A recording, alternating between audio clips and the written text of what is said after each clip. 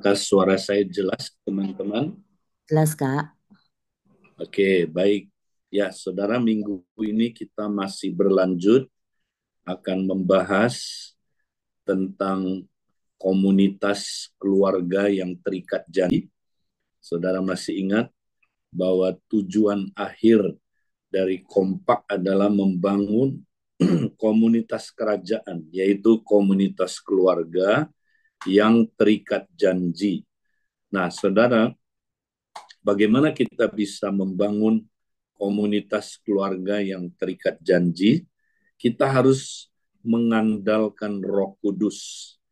Nah, karena itu saudara, hari ini kita mau lihat di dalam Efesus 4, ya, kalau kita mau sama-sama baca ayat 30 sampai dengan ayat 32, ya, kita akan melihat saudara bahwa pertama-tama kalau kita mau membangun komunitas keluarga yang saudara terikat janji, kita tidak boleh saudara mendukakan Roh Kudus.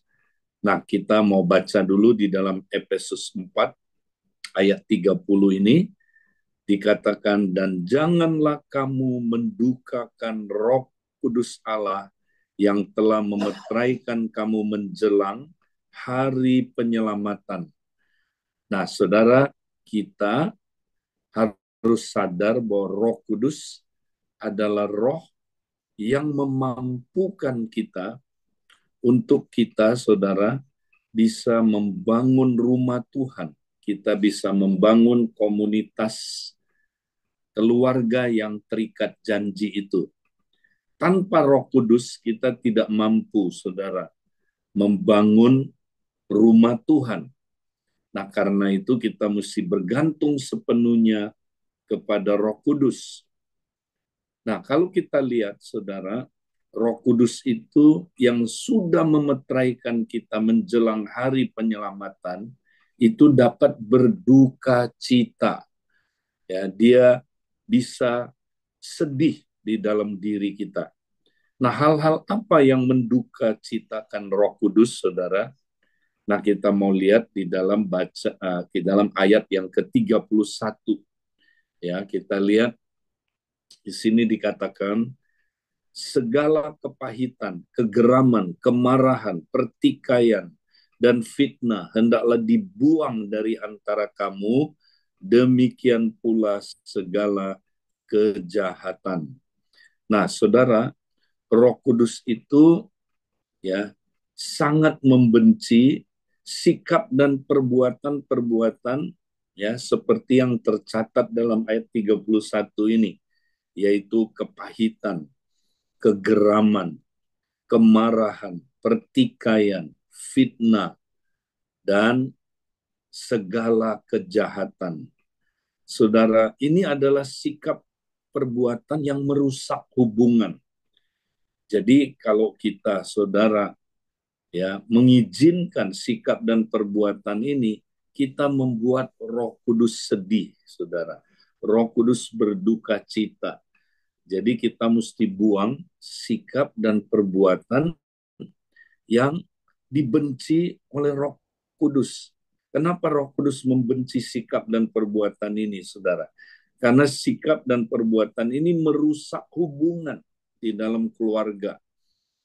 Ya, kalau kita kepahitan, saudara, ya kita merusak hubungan antara suami dengan istri, orang tua dengan anak.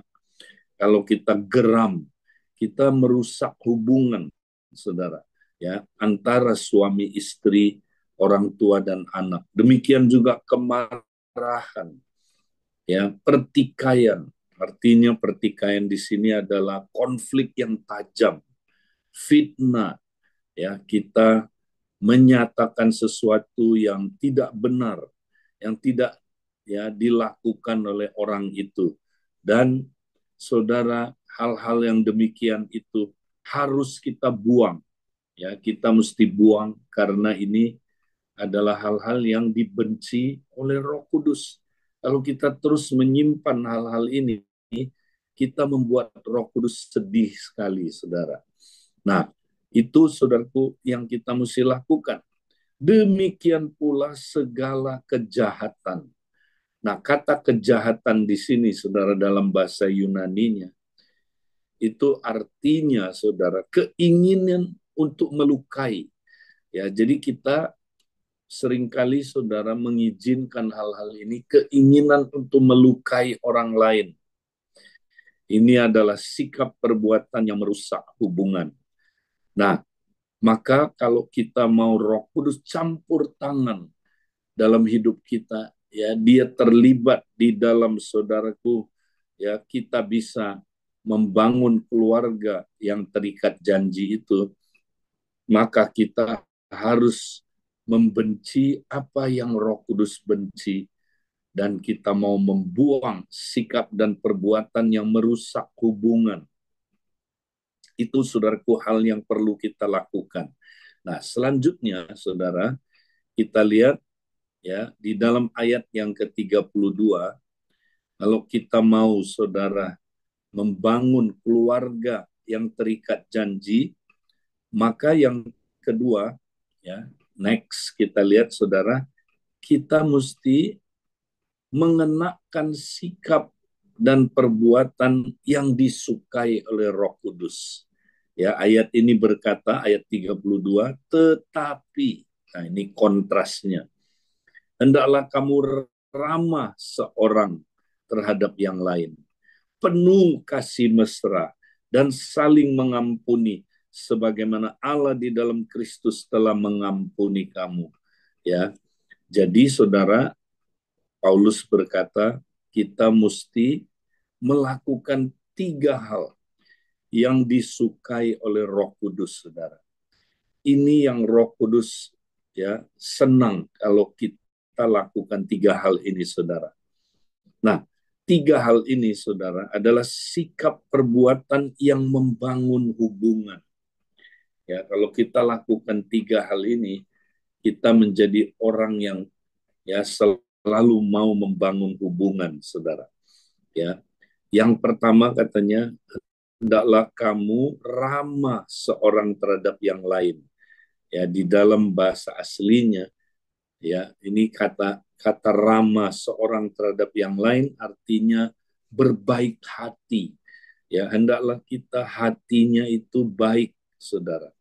Nah, hati yang baik artinya hati yang tidak mempunyai sikap dan perbuatan seperti di ayat 31, yaitu, saudaraku, tidak menyimpan kepahitan, kegeraman, kemarahan, pertikaian, fitnah, dan segala kejahatan. Jadi hati kita hati yang baik, saudara. Ya. Nah, kemudian yang kedua adalah, saudara, penuh kasih mesra. Nah, ini di dalam bahasa Yunaninya artinya penuh dengan belas kasihan. Ya, kalau hati kita, saudaraku, hati yang penuh belas kasihan, kita ingin, ya, mendengarkan isi hati orang. Kita ingin berkomunikasi dari hati ke hati. Ya, kita ingin dengar apa yang ada di dalam hati pasangan kita, ya, anak-anak kita atau orang tua kita. Jadi, saudara, ini adalah sikap perbuatan yang membangun hubungan, ya, lawan dengan yang tadi. Tadi adalah, ya, ayat 31 itu sikap perbuatan yang merusak hubungan. Nah, mari kita punya hati yang penuh belas kasihan, saudara.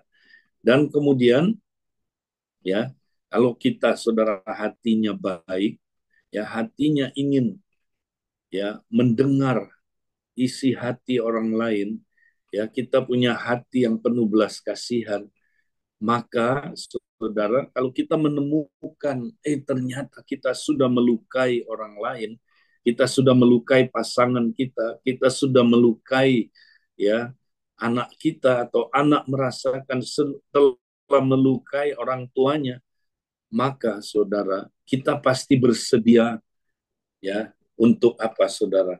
Untuk saling mengampuni, untuk saling mengakui bahwa kita, saudara, telah melukai, ya, orang-orang yang kita kasihi, ya, sehingga kalau kita saling, ya, saudara terbuka untuk saling mengampuni, maka pasti saudara kita akan dipulihkan, hati kita akan disembuhkan, hati kita saudara luka-lukanya akan disembuhkan.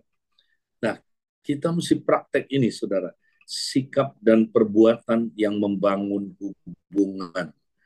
Nah, kalau kita saudara praktekin dua hal ini, di mana kita membuang sikap dan perbuatan yang dibenci Roh Kudus, dan kita, saudara, mengenakan sikap perbuatan yang disukai Roh Kudus, maka kita menyenangkan Roh Kudus, saudara. Ya, maka Roh Kudus ikut campur tangan dalam saudara kita membangun hubungan.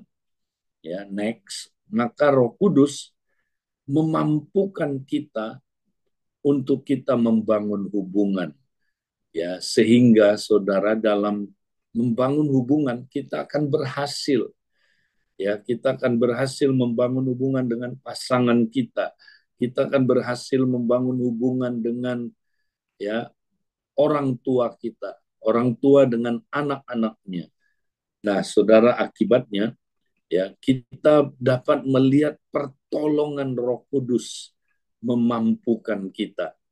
Ya, ingat saudara, Tuhan mau kita membangun hubungan tidak hanya di tingkat yang paling dasar, tingkat pertama, tapi Tuhan mau kita bangun hubungan sampai ke tingkat dari hati ke hati. Next.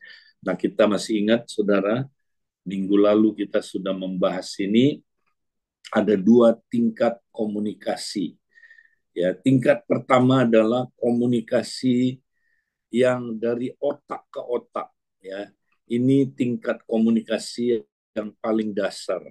Ya, tingkat komunikasi topikal. Ya, tingkat komunikasi ini hanya menyentuh otak saja.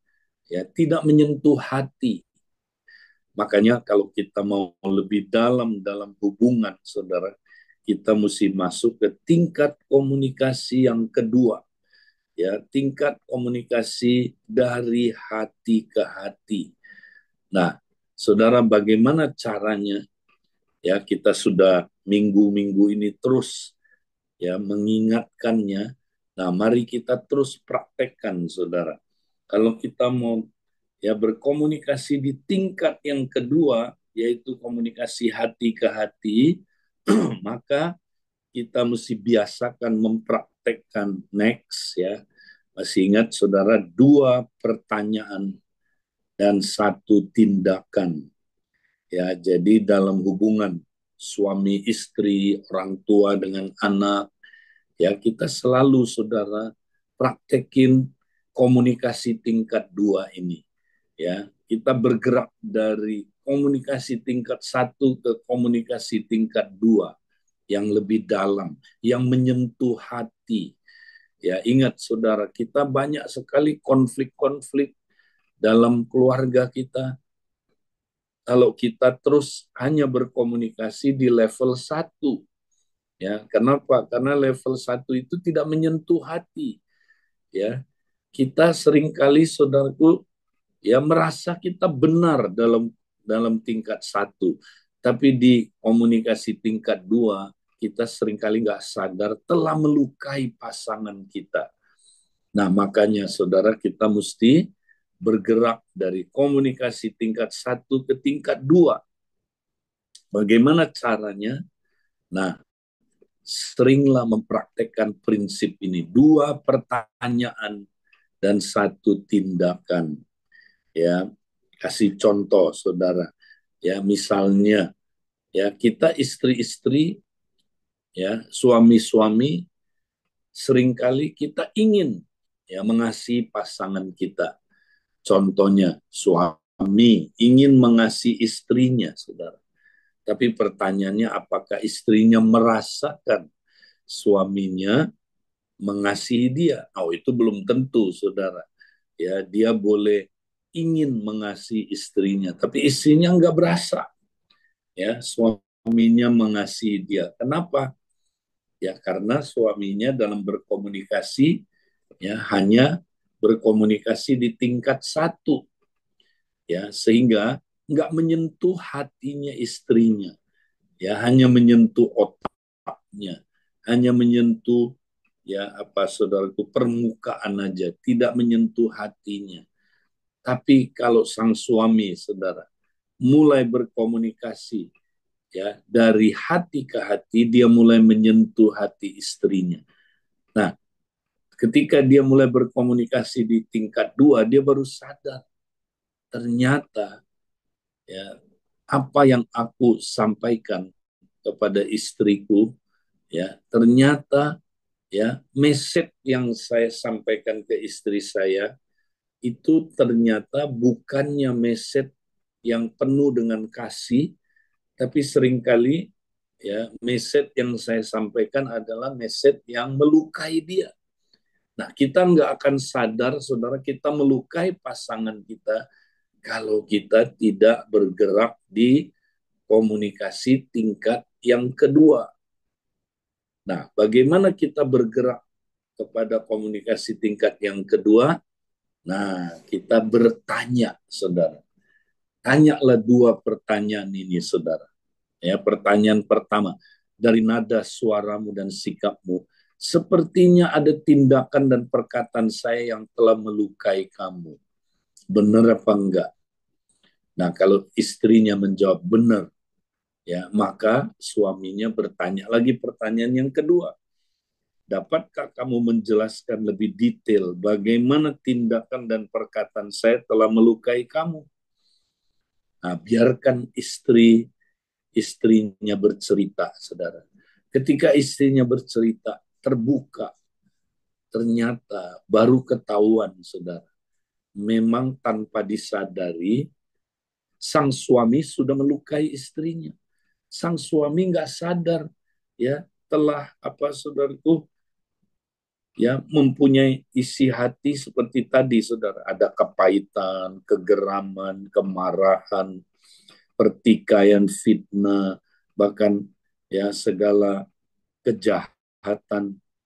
Ternyata sang suami, ya, mengeluarkan sikap dan perbuatan yang merusak hubungan itu, saudara. Ya, dia melukai istrinya, ya. Nah, apa yang dia mesti lakukan, saudara? Ya, maka suaminya harus mempraktekkan seperti yang tadi di dalam ayat yang ke-32, ya kan? Saling mengampuni, saudara. Sebagaimana Allah di dalam Kristus telah mengampuni kita. Ya, jadi sang suami minta maaf, ya. Jadi kalau suami berkata, sayang, ternyata tanpa disadari aku telah melukai kamu. Aku nggak sadar, aku nggak melihat kesalahanku ini. Aku tidak melihat dosaku ini. Maukah kamu mengampuni, memaafin saya? Dan saya percaya, saudara, kalau dia sungguh-sungguh minta maaf, ya, dia sungguh-sungguh, saudara, minta ampun, pasangannya pasti mengampuni dia. Nah, ketika, ya, pasangannya mengampuni dia, apa yang terjadi, saudara? Maka, ya, pastilah, saudara, emosi mereka akan mereda, luka-lukanya disembuhkan, dan pasti, saudara, ya, konfliknya itu selesai cepat sekali, nggak usah tunggu lama-lama, saudara. Ya, hitungan menit beres. Nah, ini yang kita akan alami, saudara. Kalau kita praktekkan terus komunikasi dari hati ke hati ini dengan dua pertanyaan dan satu tindakan, maka kita akan semakin menuju yang namanya zero konflik, saudara. Lama-lama konflik kita makin berkurang. Kita nggak nunggu matahari terbenam, udah beres, saudaraku, hatinya. Ya, ada pasangan begitu lama konfliknya, saudara. Ya, kenapa? Karena mereka nggak praktekkan komunikasi dari hati ke hati ini. Ya, mereka nggak praktek dua pertanyaan dan satu tindakan ini. Lama konflik bisa, saudaraku, 2 minggu nggak beres-beres. Udah rusak hubungannya, saudara. 2 minggu saling melukai terus. Ya, Alkitab bilang jangan sampai matahari terbenam. Kita udah mesti beres, saudara, hatinya. Nah, akibatnya apa, saudara? Konflik yang berkepanjangan ini merusak hubungan, saudara. Hubungan suami dan istri, itu sebabnya jangan heran banyak perceraian, saudara. Ya, kenapa? Ya, karena saling melukai terus tanpa dibereskan. Kita nggak mau, saudaraku. Ya, demikian juga orang tua dengan anak. Ya, banyak orang tua dengan anak berbulan-bulan ya saling melukai, saudara, tanpa dibereskan. Ya jangan heran anak-anak kita, saudara, meninggalkan gereja, bahkan meninggalkan Tuhan karena mereka terluka. Luka itu, saudara, menurut data survei, saudara, itu yang menyebabkan anak-anak kita meninggalkan gereja dan meninggalkan Tuhan. Ya, itu penyebabnya. Penyebab pertama, ibu yang terus-menerus melukai anaknya, menyebabkan saudara anaknya meninggalkan gereja dan Tuhan. Ayah yang terus-menerus melukai anaknya tanpa mau minta maaf, saudara, itu akan menjadi penyebab anak-anaknya meninggalkan gereja dan Tuhan. Demikian juga guru di sekolah, saudara. Kalau terus-menerus melukai anak didiknya, akan menyebabkan anak didiknya meninggalkan Tuhan. Saudara, kita perlu bikin beres. Kita perlu, saudara, minta maaf. Ya. Nah, kalau kita lakukan ini terus, dua pertanyaan, satu tindakan, saudara, kita akan semakin hidup dalam zero konflik. Nah, jadi saudara, mari kita bikin komitmen untuk apa, saudara? Praktekkan hal ini tiap hari, mulai dari pasangan suami istri. Karena itu, ya masih ingat, next, saya mau ingatkan, ya ada PR buat tiap suami istri. Ya, yang belum menikah, lakukan ini. Prinsip yang sama di kompak kita. Ya, dengan orang-orang yang saudaraku dekat dengan kita, saudara kita, ya, saudara seiman kita, atau ya dengan kompak kita. Nah, saudara, praktek doa 6 menit setiap hari. Ini powerful sekali, saudara. Nah, 2 menit pertama, kita praktek saling mengaku dosa, saudara. Ya, yang tadi kita bertanya 2 pertanyaan dan 1 tindakan itu seorang akan yang lain. Ya, kalau kita temukan ternyata kita telah melukai pasangan kita, ya kita mesti ngaku dosa dan bertobat dari dosa saling melukai. Ya, karena ya saudara kita telah saling melukai. Ya, kemudian saudara, ya kita 2 menit yang kedua kita belajar mengucap syukur. Ya, kita berdoa dalam roh. Ya, 2 orang saudaraku terus mengucap syukur, saling berdoa dalam roh, ya. Dan 2 menit yang terakhir kita saling memberkati. Suami memberkati istri, istri memberkati suami. Saudara lihat ini luar biasa. Ya, biasanya saya memberkati istri saya berkata, Tuhan, biarlah Tuhan saya memberkati ya rohnya, jiwanya, tubuhnya.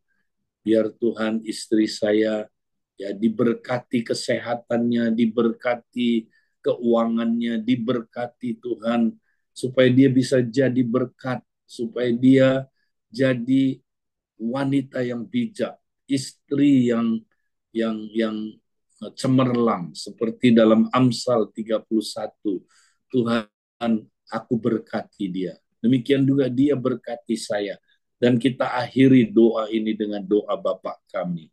Ya, nah, kita lakukan ini, saudara. Ini doa saling memberkati. Mari kita praktekkan ini, saudara. Kita semangat, ya. Saudara, ini kunci revival. Saya sudah dengar banyak kesaksian, ya, termasuk saya mengalaminya, saudara, di mana lewat kita hubungan yang intim suami istri, saudara. Kita juga nanti mengalami hubungan yang intim dengan Tuhan. Ya, kalau kita tidak mengasihi saudara kita yang kelihatan, kita tidak mungkin bisa mengasihi Tuhan yang tidak kelihatan, saudara. Mari kita praktekkan ini.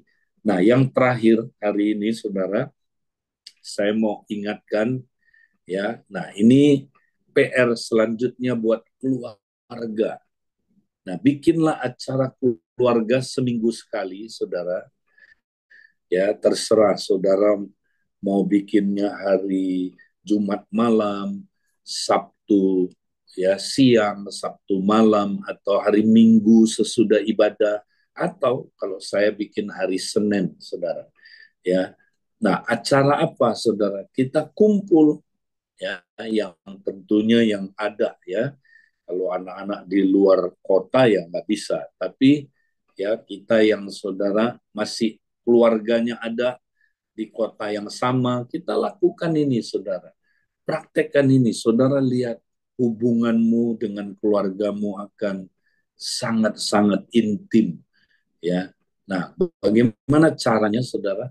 Nah, kita kumpul, ya, tapi kita bangun hubungan, ya, berkomunikasi tingkat dua.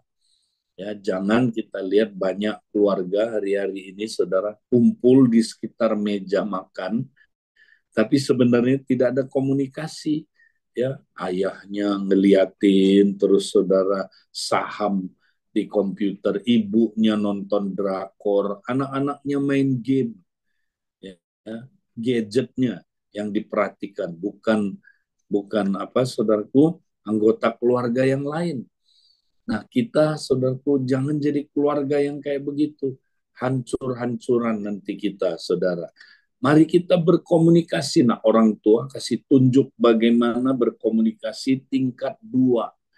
Bagaimana ayah dan ibu ya saling bertanya, dua pertanyaan dan satu tindakan tadi. Itu jadi contoh buat anak-anak kita. Sehingga anak-anak kita melihat, wah, papa mama kita luar biasa.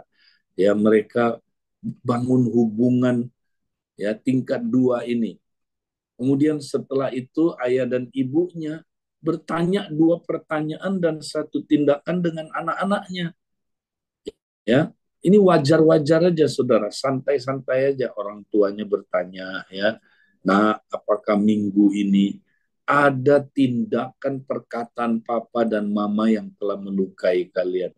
Boleh nggak kalian cerita? Nah, ketika anak-anaknya cerita, saudara, ya, orang tuanya mendengar dengan penuh empati, dengan penuh belas kasihan, dan setelah itu, saudara, orang tuanya minta maaf, ya, tadi saling mengampuni itu tadi, saudara, ya. Nah, setelah itu, saudara, baru ayah dan ibunya memberkati anak-anaknya. Ya, bayangkan kalau anak-anak saudara diberkati terus oleh orang tuanya. Ya, anak-anakmu seperti yang Alkitab katakan akan berbahagia dan panjang umurnya. Nah, saudara, mari kita semangat praktekkan ini terus. Ya, jangan lupa, saudaraku, inilah cara kita membangun komunitas ya keluarga yang terikat janji. Ya, inilah, saudaraku, yang Tuhan mau kita praktekkan dalam hidup kita. Nah, saudara, itu yang saya mau sampaikan. Saya berharap saudara bisa mempraktekannya di dalam keluarga saudara, mulai dari suami istri dan berlanjut dengan keluarga saudara. Baik, nah saudara, saya mohon diri harus segera tinggalkan karena kami sedang ada di modul 2 ya, di camp di luar kota. Puji Tuhan, saya serahkan kembali, sampai ketemu minggu depan, saudara. Tuhan memberkati.